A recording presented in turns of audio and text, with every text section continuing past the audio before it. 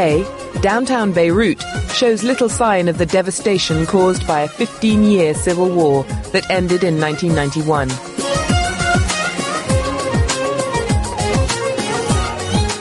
Many Lebanese agree the transformation is in large measure due to the vision and determination of one man, UN Habitat Award winner and late Prime Minister Rafik Hariri. Lebanon has a well-documented history going back over 5,000 years. It was home to the Phoenicians, was part of the Roman and Ottoman empires, and after the First World War was a French protectorate. In 1975, a brutal civil war broke out and was to last for 15 years.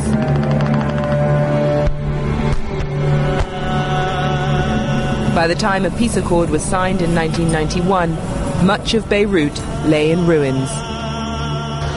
The trees in the buildings are bigger than the trees in the streets, and it was completely abandoned with no infrastructure, with no roads, and it was very hard to see how we can start to rebuild Beirut city center.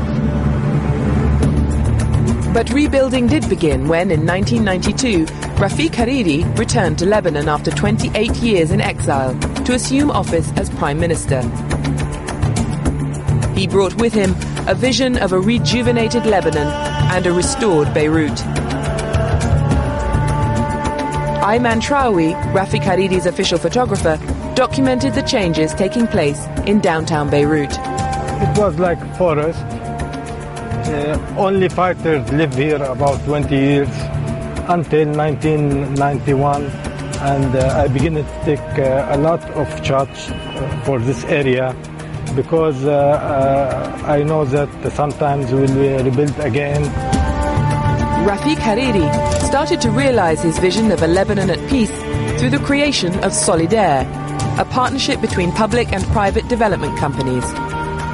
Angus Gavin, now the head of the Urban Development Division in Solidaire, remembers its creation. Now, what Rafik Hariri did was to create a private sector development corporation, that's Solidaire,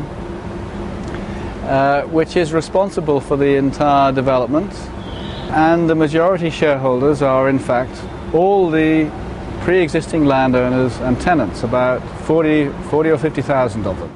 The project focuses around the historic core of the city, where you can find the heritage of the Ottoman and French Mandate periods, and that area was fully rebuilt while restoring around 300 buildings. And the process of reconstruction was quite meticulous in terms of standards of rehabilitation and restoration of stone, restoration of the structure. We didn't really know whether the stonemasonry skills still existed.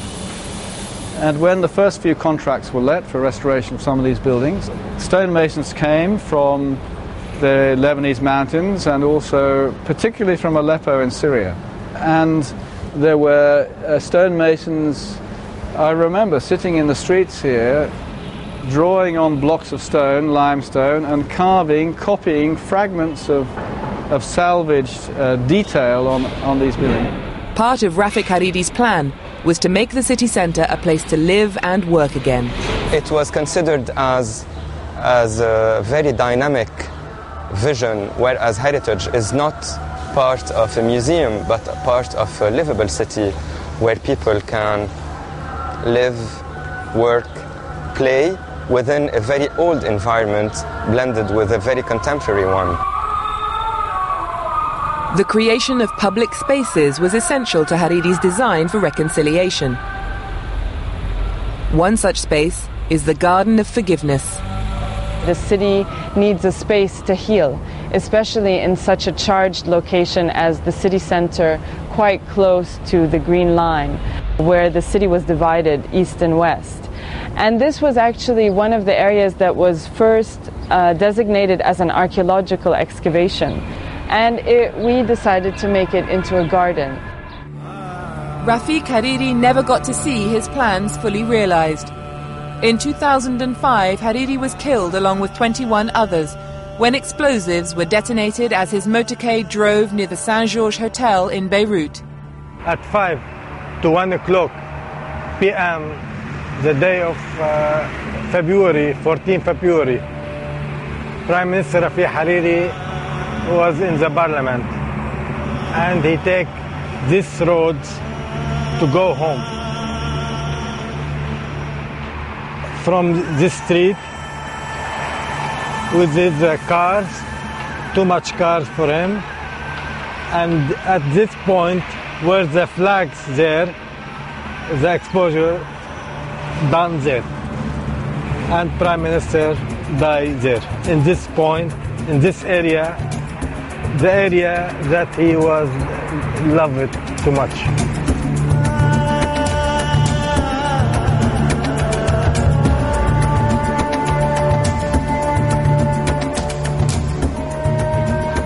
You probably recall those scenes of the Lebanese coming to Martyr Square to protest against his assassination and force the Syrians to withdraw from Lebanon.